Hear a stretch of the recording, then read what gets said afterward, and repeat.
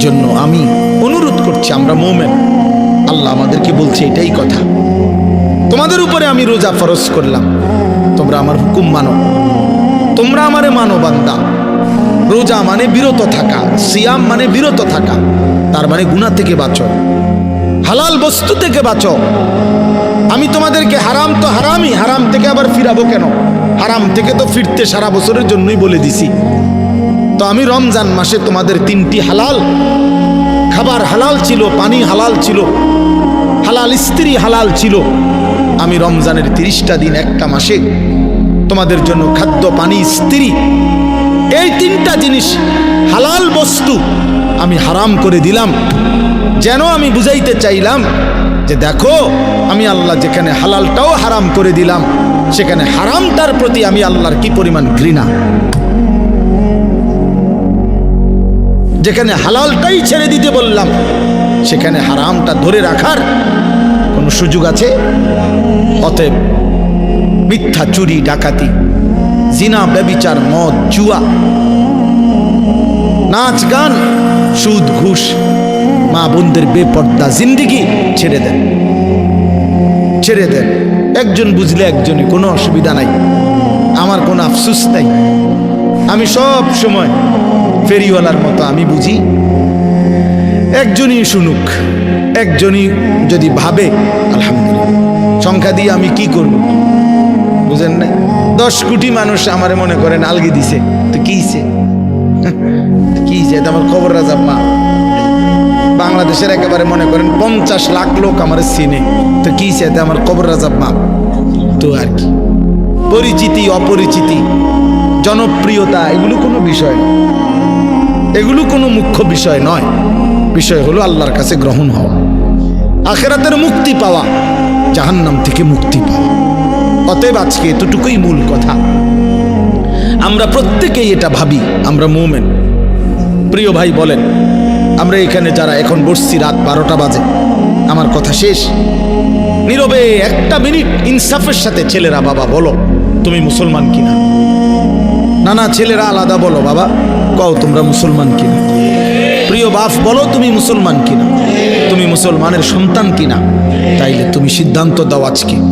বয়স্ক যারা আছেন তারা আপনারা বসা থাকেন, কিন্তু তোমরা যারা 30 বছরের নিচে ছেলে, তোমাদের বয়স, বুঝে শুনে ধোঁকা দিও না, আল্লাহর সাথে ধোঁকা করো না, আল্লাহর সাথে মস্কারি করো না। হাদিসের মধ্যে আছে, এক লোক নবীজির সামনে বাম হাত দিয়ে খাইতেছিল, মুসলিম শরীফের হাদিস। নবীজি তারে বলছে ডান হাতে খাও, তখন সে বলছে আমি ডান হাতে খাইতে পারি না। নবীজি বলছে তাইলে আর পারবাও না। কসম আল্লাহর, ওই হাদিসে আছে, সাহাবী বলে ওই লোক আর কোনোদিন ডান হাত মুখের কাছে আনতে পারে নাই, কারণ সে তো মূলত মিথ্যা বলছিল, অহংকার করে বলছিল। এই জন্য আমি অনুরোধ করছি, তোমরা যারা 30 বছরের নিচে আছো ছেলে বাবা, তোমরা দিল থেকে বুঝে শুনে তোমরা নিয়ত করে দাঁড়াও, যে এই কথার নিয়তে দাঁড়াও, যার ভাল লাগে যে আমি ইনশাল্লাহ চেষ্টা করুম ফজর সহ 5 ওয়াক্ত নামাজ পড়তে। তুমি সিদ্ধান্ত নিয়ে বলো যে আমি চেষ্টা করব, আমি নারী ছবি, অশ্লীল দৃশ্য থেকে, মোবাইলের অশ্লীল ছবি থেকে নিজেকে বাঁচাইবার নিয়ত করলাম, সিদ্ধান্ত করলাম। আল্লাহ তৌফিক দিলেই তো পারবা, ঠিক কিনা বলেন না কেন? অতএব নিয়ত করে হিম্মতের সাথে যে আসলেই হুজুর আমি দিল থেকে বললাম, এই নিয়ত করে দাঁড়াও, যার ভাল লাগে দাঁড়াও, কোনো বাধাবাধকতা নাই, যার মন চায় দাঁড়াও, আমার কোনো জোরাজুরি নাই।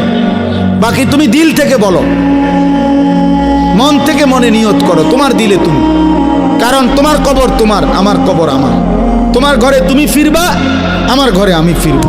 সবাই রাজি তো ইনশাআল্লাহ? আল্লাহ তাআলা তৌফিক দান করেন। বসো বাপ, আল্লাহ কবুল করে নেন। মনে করো ঠকবা না, মনে রাখো নামাজ পড়ে কেউ ঠকে না, না পড়ে ঠকে। গুনাহ ছেড়ে দিয়ে ঠকবা না, বরং গুনাহ ছেড়ে দিলে দামি হইবা ইনশাআল্লাহ। দামি হইও, নিজে দামি হবা, মনে রাখো দামি। একটা জিনিস শেষ মনে রাখো ছেলেরা, যে কোনো মূল্যে আমরা আলহামদুলিল্লাহ গোটা পৃথিবী নিয়ে আমাদেরও পড়ালেখা করা আছে। সারা পৃথিবীর পৃথিবীর হালাত আমরাও বুঝি কম বেশ। আমরা জেনারেল লাইনেও পড়ালেখা করছি, কুমিল্লা ভিক্টোরিয়া কলেজ থেকে মাস্টার্স পাস করছি, সরকারি আলিয়া মাদ্রাসা থেকে কামেল পাস করছি, কওমি মাদ্রাসা থেকে দাওরায়ে হাদিস পাস করছি। তাহলে মাটির তলে থাকি না, পৃথিবীর নিয়ে আমরাও গবেষণা ভাবি। কাজে সারা পৃথিবীর যেই পরিস্থিতি বর্তমান এবং আমাদের কোরআন সুন্নাহর যেই ভাষ্য, এই সবগুলো বিশ্বাস করো, একত্রে মিলাইলে এ কথা আমাদের কাছে একেবারে স্পষ্ট। আগামীর পৃথিবী ইসলামের পৃথিবী, আগামীর পৃথিবী কোরআনের পৃথিবী। মনে রাখো বললাম বাপ, তুমি দেখবা, তোমার হায়াতেই দেখবা ইনশাআল্লাহ। এখন যাদের বয়স এই 20, 25, 26, 28, যাদের বয়স 12, 15, তোমরা ইনশাআল্লাহ আগামীর ইসলাম দেখবা, কালেমার বিজয় দেখবা। তোমরা শুনবা যে ফিলিস্তিন বিজয়ী, তোমরা শুনবা সারা পৃথিবীতে কালেমার পতাকা উড়েছে, তোমরা শুনবা ইউরোপ আমেরিকার শক্তি নিশ্চিহ্ন হয়ে গেছে, তোমরা শুনবা ইসরায়েলের কুত্তারা পরাজিত হয়ে গেছে। সেদিন বুঝবা ইমানদারি দামি, সেদিন বুঝবা চরিত্রবান ছেলেটাই দামি, সেদিন বুঝবা নামাজি ছেলেটাই দামি। আর যারা চরিত্র নষ্ট করে ফেলেছ, তুমি ফালতু কোনো না কোনো সিফাত কোনা পড়ে থাকবে। এই জন্য আমরা দয়া করি ইনশাআল্লাহ প্রত্যেকেই আমরা ইনশাআল্লাহ নামাজ পড়বো তো ইনশাআল্লাহ। ভালো হও, চরিত্রবান হও, নিজের জীবন গঠন করো, আল্লাহ তৌফিক দান করে। হযরতে বেলাল রাদিয়াল্লাহু তাআলা আনহু, ওনার বাড়ি মক্কা মদিনা না, অনেক দূর, কিন্তু উনি মুসলমান হয়েছেন, সাহাবী হয়েছেন। হযরতে হুযাইফা নবীজির সাহাবী, ওনার বাড়ি মক্কা মদিনা না, ইয়ামান, উনি মুসলমান হয়েছেন, সাহাবী হয়েছেন। হযরতে সালমান, ওনার বাড়ি মক্কা মদিনা না, ওনার বাড়ি ইরান, পারস্য। তো উনি সেখান থেকে আল্লাহ আনাইছে, উনি কালেমাওয়ালা হয়েছে।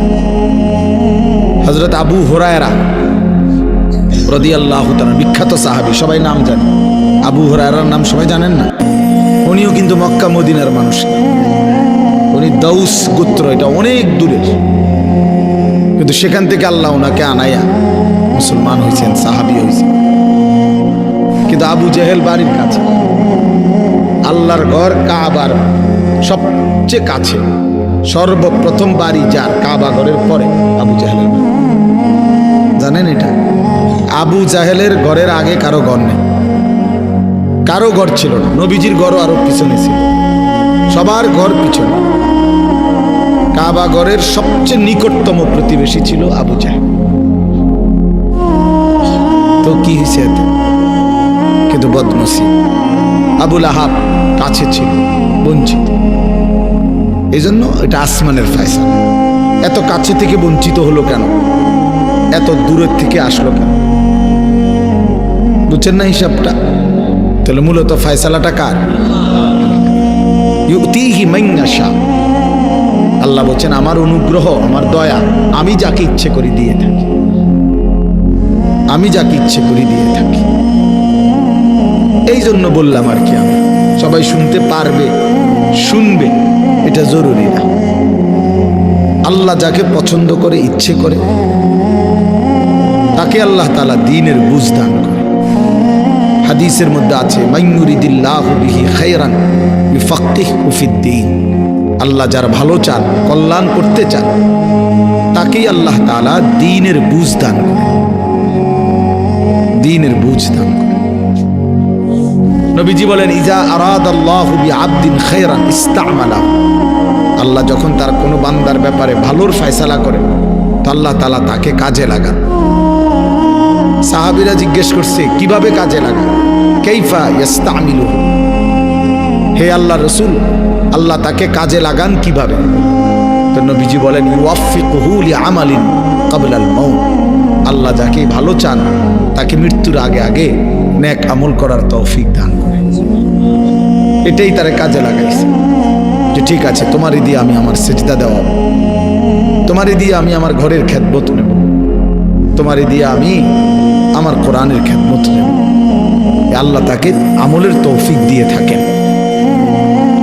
তাইলে এই জন্য বললাম, এটা সব সময় মনে রাখবেন, আল্লাহর দেওয়া তৌফিক ছাড়া বান্দা নামাজ পড়তে পারে না। ভাত আল্লাহ সবাইকে খাওয়ায়, সেজদা আল্লাহ সবাইকে দিয়ে দেওয়ায় না। দুনিয়ার প্রয়োজন আল্লাহ সকলের প্রয়োজন পূরণ করে। জন্তু জানোয়ার, কুকুর, বিড়াল, সাপ, বিচ্ছু, কাফের, মুশরিক, বেঈমান, নাস্তিক, মুরতাদ, এদের সকলের দুনিয়াবি প্রয়োজন আল্লাহ পূরণ করে। এই খানা পিনা, পেশাব পায়খানা, হ্যাঁ জরুরত, এগুলো তো আল্লাহ তাআলা জন্তু জানোয়ারেরও পূরণ করে। কিন্তু সেজদা, আল্লাহর গোলামি, আল্লাহর ইবাদত সবাইকে দিয়ে আল্লাহ করায় না। আল্লাহ যাকে পছন্দ করে, ইচ্ছে করে, তাকেই আল্লাহ তাআলা তার দ্বীনের জন্য কাজে লাগায়, আল্লাহর ইবাদতের তৌফিক দান করে। এই জন্য এটা সবসময় মনে রাখতে হবে। নবী সাল্লাল্লাহু আলাইহি ওয়াসাল্লাম দোয়া করতেন যে আল্লাহ, আমার ইবাদত, আপনার ইবাদত সুন্দরভাবে করার জন্য আপনি আমারে সাহায্য করেন। আপনি সাহায্য না করলে হবে না, আপনি তৌফিক না দিলে হবে না। আল্লাহুম্মা লা মানিআ লিমা আ'তাইত। আপনি দিলে বাধা দিবে কে? আপনি না দিলে দিবে কে? আপনাকে বাদ দিয়ে কারো কোনো চেষ্টায় কি লাভ হবে? কোনো লাভ হবে না। এই জন্য এটা অনেক বড় ইহসান, আল্লাহ তাআলার দয়া। আল্লাহ যাকে পছন্দ করে, ইচ্ছে করে, দয়া করেন। আল্লাহর ইচ্ছা হয় আল্লাহ তাকে কোরআন পড়তে দেয়, দ্বীন মানতে দেয়, আল্লাহকে সেজদা করতে দেয়। আর এমনি বাকিদেরকে আল্লাহ খাওয়ায় পড়ায়, এটা একটা কমন ব্যাপার। আল্লাহ তাআলা বলছেন, আমি অনুগত অবাধ্য সবাইকেই খাওয়াই। কাফের, মুশরিক, বেঈমান, কারো রিজিক দুনিয়াবি আমি আটকাই না। এই জন্য আল্লাহ তাআলা ফেরাউনকেও রিজিক দিছে, মুসা নবীকেও রিজিক দিছে না? নমরুদকেও রিজিক দিছে, ইব্রাহিম আলাইহিস সালামকেও রিজিক দিছে। আল্লাহ তাআলা আবু জেহেল, আবু লাহাবকেও রিজিক দিছে, নবী সাল্লাল্লাহু আলাইহি ওয়াসাল্লামকেও রিজিক দিছে। তাহলে দুনিয়ার প্রয়োজন সকলের পূরণ করছে, সকলের। কিন্তু আখিরাত সমান না, আখিরাত ভিন্ন। আখিরাত শুধুই ঈমানদারের। পরকালের সুখ, শান্তি, নিয়ামত শুধুই ঈমানদারের, শুধুই সেজদাওয়ালার। কোরআন শরীফে আছে, আল্লাহ তাআলা বলবে, কুলু ওয়াশরাবু হানিআম বিমা কুনতুম তা'মালুন। আমার বান্দা, বিগত জীবন দুনিয়াতে যে আমল করছো তার বিনিময়ে আজকে জান্নাতে খাও, পান করো, ওগুলোর বিনিময়ে। কুলু ওয়াশরাবু হানিআম বিমা আসলাফতুম ফিল আইয়ামিল খালিয়া। আল্লাহ বলেন, জান্নাতীকে বলবে, বান্দা নিশ্চিন্তে আরামসে দুনিয়ার জীবন যে তুমি নেক আমল করেছো তার বিনিময়ে আজকে আরামসে, নিশ্চিন্তে, নির্বিঘ্নে আমার জান্নাতে খাও এবং পান করো। জাযাআম বিমা কানু ইয়ামালুন। আল্লাহ তাআলা বলেন, জান্নাতের এই নিয়ামত বান্দা তোমাকে দিলাম কিসের বিনিময়ে? জাযাআম বিমা কানু ইয়ামালুন। ওই যে দুনিয়ায় আমল করেছিলে তার বিনিময়। এ তোমার সেজদার বিনিময়, এ তোমার রুকুর বিনিময়, এটা তোমার জিকিরের বিনিময়, আমার গোলামের বিনিময়, আমার বন্দেগীর বিনিময়। এই জন্য আখিরাত শুধুই মুমিনের জন্য, পরকাল শুধুই ঈমানদারের জন্য। এই জন্য আল্লাহ তাআলার তৌফিক ছাড়া বান্দা আমল করতে পারে না, নামাজ পড়তে পারে না, সেজদা দিতে পারে না। কত ছেলে দেখেন না, চোখের সামনে এক ওয়াক্ত নামাজ পড়ে না, জানেও না সে মানুষের বাচ্চা নাকি জানোয়ার, এটাও জানে। হাইওয়ান কিনা না মানুষ বলতে পারে না। কে পাঠাইলো, কেন পাঠাইলো, কে সৃষ্টি করলো, কেন সৃষ্টি করলো, কি জন্য আসলো, কিচ্ছু জানে না, কিছুই জানে না। লক্ষ্য উদ্দেশ্যহীন, গন্তব্যহীন এক পাগল, মাতাল, ছাগল, যা মন চাই তাই করে, যা মন চাই তাই। এটা জিন্দিগি আর কি। এ তো লক্ষ্য উদ্দেশ্যহীন জীবন, জন্তু জানোয়ারের জীবন। মুসলমান তো তাকে বলে যার সুনির্দিষ্ট গন্তব্য জানা আছে। ইমানদারের গন্তব্য জানা আছে যে আমার গন্তব্য কোথায়, আমার এটা হায়াত, এরপরে আমার মৃত্যু, কবর, এরপরে আমার হাসরের মাঠ, এরপরে আমার মিজান হিসাব, এরপরে আমার ফুলসেরাত, এরপরে আমার জান্নাত। আমার টার্গেট জানা আছে, আমার গন্তব্য জানা আছে। আমি থামবো সেদিন, জান্নাতে যাব যেদিন। আমার টেনশন দূর হবে সেদিন, আমি জান্নাতে ঢুকবো যেদিন। ওয়াকালু আলহামদুলিল্লাহিল্লাযী আযহাবা আন্নাল হাযান। কোরআনুল কারীমের মধ্যে আছে, আল্লাহ তাআলা বলেন জান্নাতি বান্দা জান্নাতে ঢুকে বলবে, আল্লাহ আপনার প্রশংসা করছি, আজকেই আমার চিন্তা পেরেশানি জীবনের তরে শেষ হলো। আজ আমি জান্নাতে ঢুকলাম, এবার আমি নিশ্চিন্ত হলাম, নিশ্চিন্ত হলাম। আর কোনোদিন এই জান্নাত থেকে বের হতে হবে আল্লাহ তাআলা বলছেন, আর কখনোই এখান থেকে বের হইতে হবে না।